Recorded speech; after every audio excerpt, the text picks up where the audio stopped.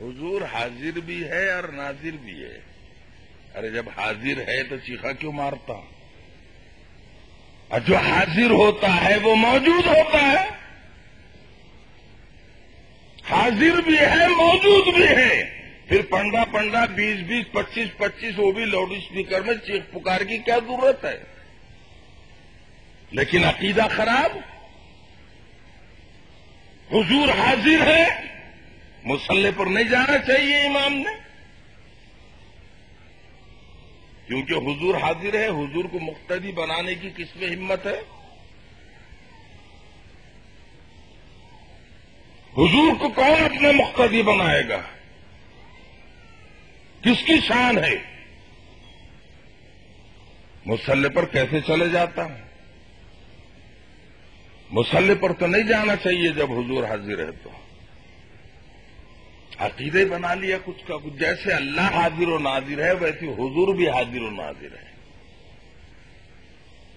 یہ عقیدہ بالکل غلط۔ اللہ کی ذات وہ اکیلی ذات ہر جگہ حاضر و ناظر ہے، اس کے علاوہ کوئی نہیں ہے۔ اگر حضور پاک صلی اللہ علیہ وسلم ہر جگہ حاضر و ناظر ہوتے تو حضرت جبرائیل معراج میں کیوں بلانے کو آتے تھے؟ یہ تو واقعہ معلوم ہے نا، حضرت جبرائیل آئے تھے۔ اگر ہر جگہ حاضر تھے تو وہ تو وہیں تھے، کیوں آئے بلانے؟ اور کیوں کہا کہ آپ کو اللہ نے بلایا ہے؟ اس کا مطلب یہ کہ اللہ کے رسول ہر جگہ حاضر و ناظر نہیں ہے، بلکہ اللہ نے بلایا ہے۔ حضور اکرم صلی اللہ علیہ وسلم تشریف لے گئے، بیت اللہ میں لائے، آپ کا زمزم سے قلب مبارک دھویا گیا، پھر بیت المقدس لے گئے، براق پر سوار کر کے۔ جب حضور ہر جگہ حاضر و ناظر ہے تو پھر براق پر کیوں لے جا رہے ہیں؟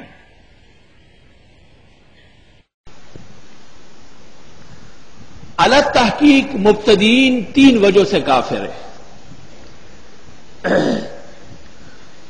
ایک بشریت کا انکار، دوسرا اللہ کے سوا کسی ولی یا نبی کو غیبدان سمجھنا، اور تیسرا ہر جگہ موجود جاننا۔ متصرف وغیرہ بقیہ سب اس کے لوازم اور فروع ہیں۔ میرے نزدیک تو نہ ان کا ذبیحہ حلال ہے، نہ وہ نکاح کا گواہ بن سکتے ہیں، نہ ان کے ساتھ مناکحت جائز ہے،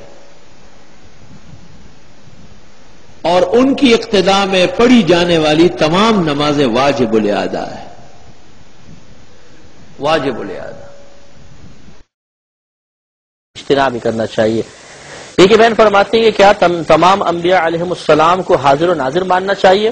دیکھیں، تمام کا دعویٰ تو نہیں ہے، لیکن نبی کریم صلی اللہ علیہ وسلم کو حاضر و ناظر ماننے میں شرعاً کوئی حرج نہیں ہے، لیکن اس میں تفصیل ہے جو ہم نے الفرقان پروگرام میں تقریباً میرے خیال میں 10-12 پروگرام میں اس پوری تفصیل کو ذکر کیا تھا کہ حاضر و ناظر کا ہرگز یہ مفہوم نہیں ہے کہ نبی کریم صلی اللہ علیہ وسلم ہر جگہ موجود ہیں۔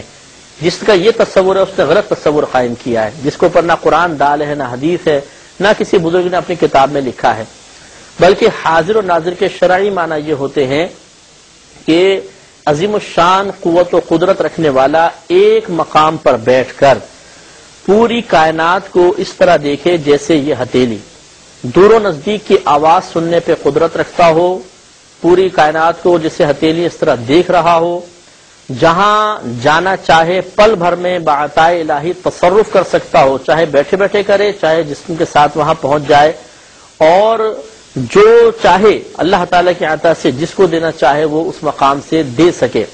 یہ حاضر و ناظر کے شرعی معنی بیان کیے گئے ہیں کہ ایک مقام پر بیٹھ کر پوری کائنات کو مثل کف دست کے دیکھنا، دور و نزدیک کی آواز سننا، اور وہاں سے بیٹھے بیٹھے جہاں چاہے وہ تصرف کر سکے، چاہے جسم کے ساتھ جا کر، چاہے ہاتھ بڑھا کر۔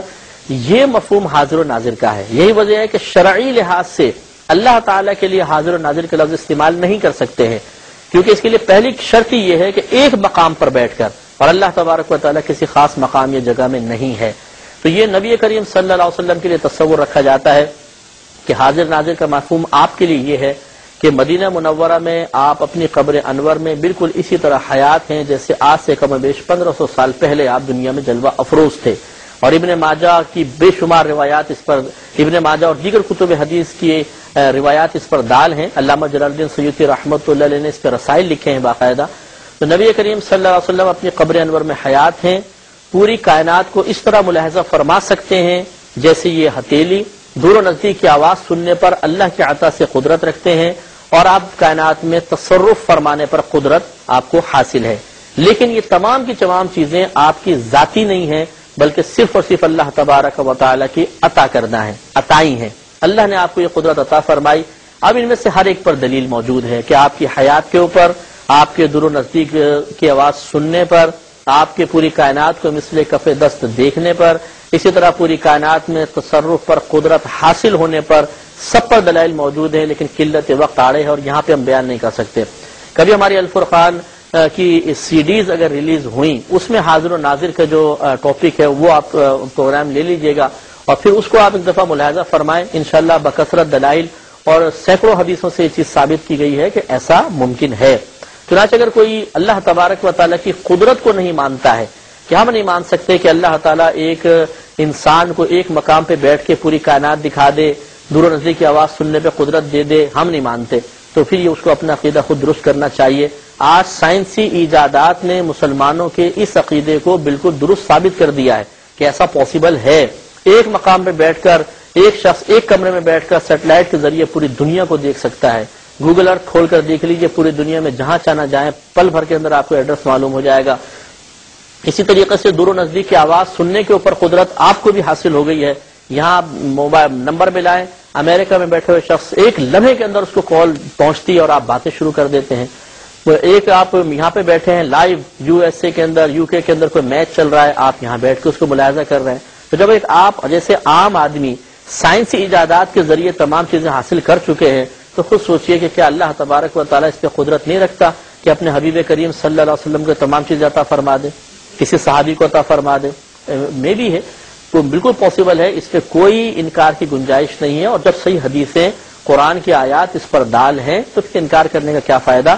ہاں بات وہی ہے کہ اس میں میجر جو مسٹیک ہوگی وہ اس صورت میں ہوگی کہ جب جانی بہن سے کہ جو اس کا عقیدہ رکھتا ہے نہیں رکھتا وہ غلط فہمیوں کا شکار ہو کے دوسرے پہ الزام تراشی کریں، یا عقیدہ رکھنے والا غلط فہمی کی بنا پر اس عقیدے کو غلط بیان کرے.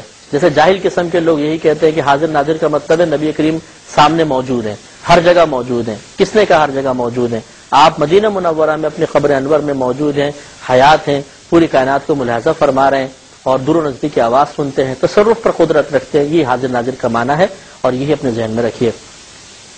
ایک یہ کہتی ہیں کہ کیا اگر کوئی اس کا عقیدہ نہ مانے تو اس کے ایمان پر فرق پڑے گا؟ اس میں بھی علماء کے دو گروہ ہیں. بعض نے کہا یہ ضروریات دین میں سے ہے، ضرور فرق پڑے گا.